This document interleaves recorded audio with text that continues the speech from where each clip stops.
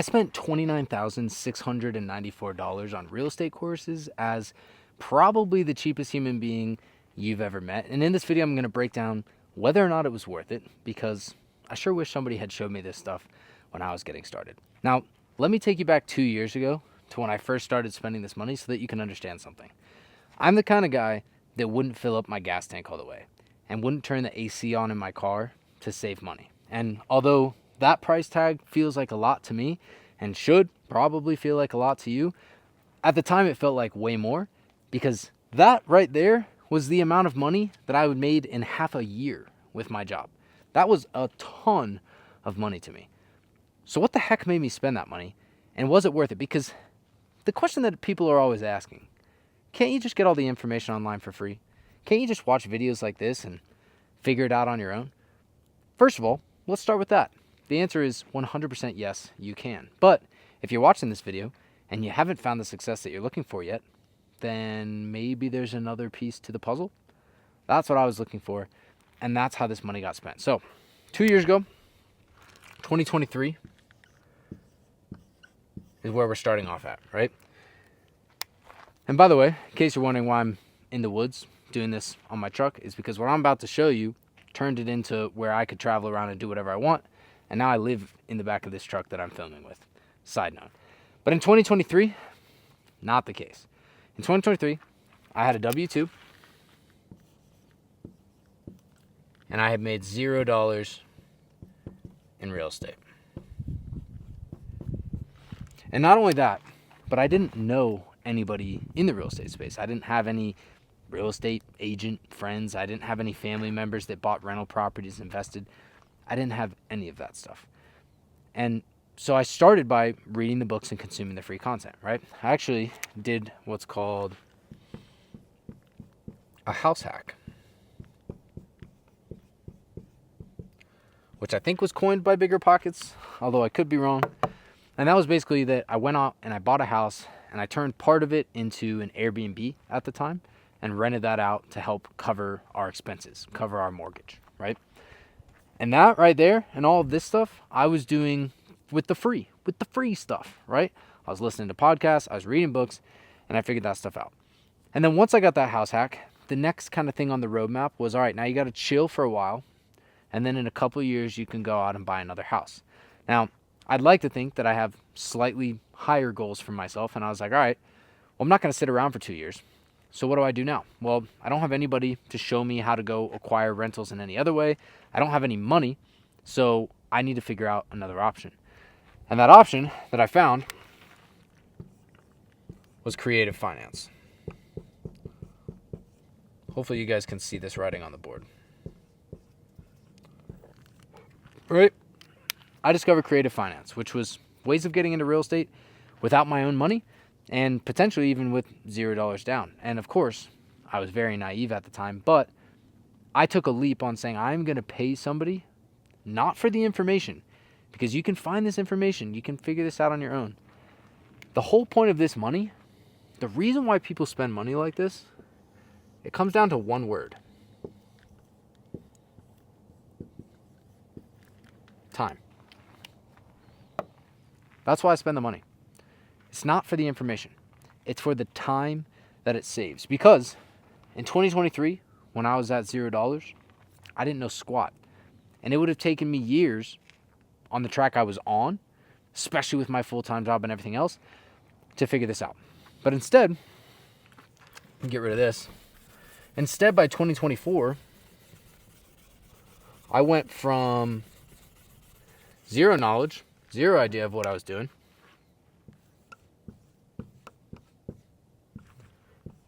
to 5 rental units, which at the time wouldn't have even felt possible, right? I acquired those 5 units using creative finance. I was able to have the confidence to get into those rentals, which, by the way, 3 of those units weren't even in the place I lived.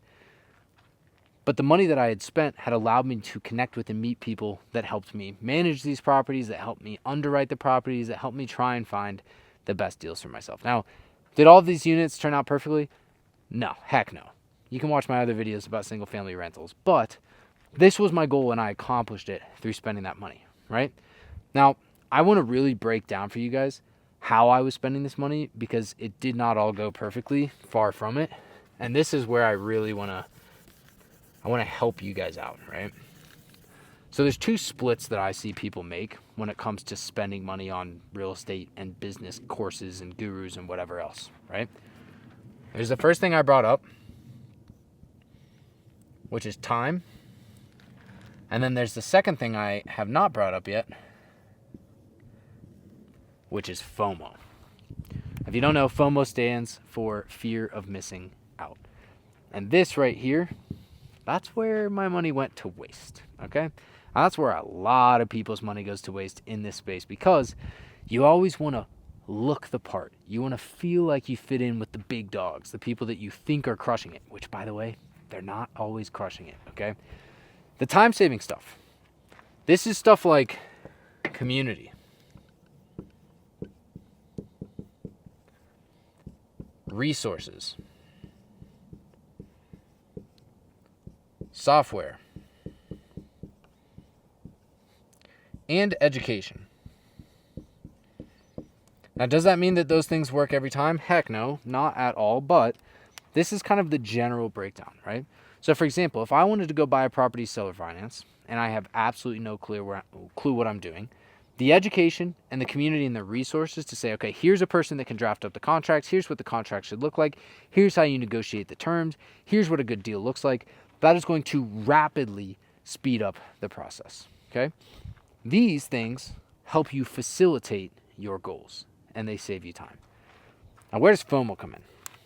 FOMO comes in when you're looking for something like a title, right? You want to belong. Now, for me, one of the ways that came into play was masterminds. I was convinced that if I spent money on masterminds, that I would be in the mastermind photos and people would be like, oh, Ryan was a mastermind student and he did this and that. And by the way, I didn't just come up with this on my own. That was indoctrinated in my brain. You have to do this in order to get to the next level. I don't even really want to tell you guys how much money I've spent on stuff like this, but let's just say, let's see, of that money, quick math here, greater than 50% were spent on FOMO activities. And unfortunately, I know a lot of people, some of you may be watching this video, who have spent way more than that on the FOMO activities. Because here's the reality. Getting a title, and by the way, when I say title, it's like, it's somebody telling you that you have to spend money in order to qualify for fill in the blank, right? We only allow people to speak on stage that have spent money on blank, right? We will only feature people that have spent money on blank. That is the clearest sign that you need to run as far away as possible. Because if somebody is telling you, and I want to make this so abundantly clear, if somebody's telling you that spending money is going to unlock anything for you, an opportunity, a title, all of this stuff, they are purely trying to make money off of you. That is it. But even worse than that is that the people that get those titles, the people that go to these events, they have absolutely zero qualification. In fact, a lot of times, and I fell into this sometimes wasting money on FOMO stuff, a lot of times they're even less qualified. Because when I spent money, the big bucks, to go to the mastermind, you want to know who the people were that I was listening to? The people that were telling me what I should do in my business, the tweaks that I should make, the scaling that I should go after? Those people were people that paid to be there, that were propped up because they were willing to blow money. And I took those people's advice, and thank God it didn't completely destroy my business, because it definitely could have, and it has for so many other people. Why? Because those people that I were listening to weren't successful. They weren't making money. They weren't building sustainable businesses. They were just good at putting money on a credit card. And it might sound crazy, but that is the reality of the real estate space. And that's really the point of me making this video for you, is being able to determine between these two things, right? Which of those things are you actually going to use? Now, in that same breath, when you're looking at people and you want to make yourself into a victim, right? You want to say, oh, well, I spent this money and I got scammed by this, and this thing didn't work, and I wasted all this money on this program, and blah, blah, blah, blah, blah. Let me just let you in on a little reality check. The people that are successful, the people that win, they will always ROI on that money. Every single time. They will always get a return on the money that they've spent. So is the problem the money being spent, or is the problem the person spending the money? For me, spending this money on the FOMO stuff changed my life. I could say, I flushed 15 grand down the toilet. Not at all. Because what I learned from those scenarios is who to trust, how to determine when people are who they say they are, who I want to partner with and build my business on, what I don't want my life to look like, right? I wouldn't have learned any of those things, or, I can't say that because I don't know, but I wouldn't have learned them nearly as quickly had I not been through that situation. I got my return. I'm not upset about that money being spent in a way that maybe didn't get me what I was looking for, because I got the return that I was going for. I'm not sitting here typing on, in the comments on social media, this guy's a scammer and this and that. No. Those people, whether they had bad intentions or not, they helped me. And I'm grateful for that. And if you look at the big names, whatever the people are that you are looking up to, I guarantee those people have spent money on some sort of a course, a guru, a mastermind, whatever else. That's number one. And number two, I guarantee that they've found a way to get the positives out of that thing. Even if it's absolute garbage, they will always find a way. And so if you want to make yourself a victim, you're right. You're a victim. What are you going to do about it? But if you want to overcome those things, just keep in mind that there are other people that have been through the same things that have done even more. Okay? That's number one. Number two, in 2025, this year, we're on track to net over $1.2 million.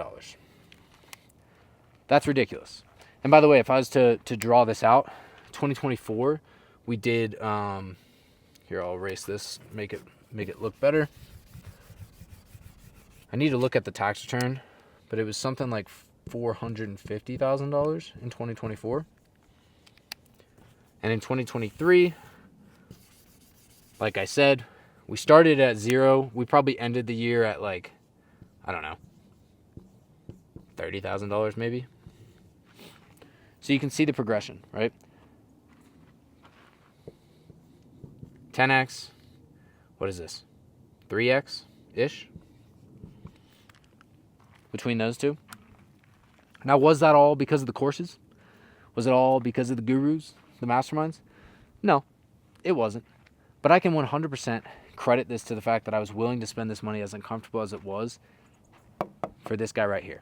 The time, the experience, the energy, and everything else. So what's the point of this video? How's it going to help you? Well, my goal, again, is just for you to be able to determine between these two things. Because people are so freaked out about spending money. But do you understand that everybody that's growing a business has absolutely no issue spending money on the things that are going to help grow their business? If I put $1,000 in and I get $20,000 back, that's a 20x return. It's the greatest deal I could ever ask for. I don't give a flying crap what the person is that's putting that thing on. What matters is what I'm going to get out of it. If I have a need, as small as that thing might be, right? I spent money on a $500 course that I used for like 20 minutes, but it gave me the one thing I was looking for. I went out, made a couple ads with it, and probably made a few $1,000, and boom, there you go, right? There's always a way to get that return. And so that's it. Find what these things are. Find the things that you are just trying to do to feel like you are included, feel like you're involved. Think about the things where you associate a title with success, and then let's flip that into a reality check for a second. Don't look at what somebody says. Don't look at the title on their LinkedIn profile or what they tell you. Just look at what they've done. And if you can look at what they've done, you'll be in a much better position. And if you can spend money, which by the way, this is not, if you're watching this and you're like, Ryan has the thing that you can spend money on. Yeah, that's 100% true. You can go to school.com/fund and check it out. It's not a course. It is a service. It's this stuff right here. What I sell is software, contracts, and accessibility, right? It is not a bunch of videos. And so whether you want to spend money learning from me on transactional funding, whether you've wasted money in the past, the whole point of this is just understanding that spending money is not the enemy. It's spending money on the right things versus wasting money on things that are going to make you feel better, things that are going to speed up the process. Like, I don't know, trying to use AI to just skip out on all the hard work. It's not going to cut it for you, right? Take that, do with it as you will. I'll be chilling in the woods. I'll see you guys in the next video. Peace.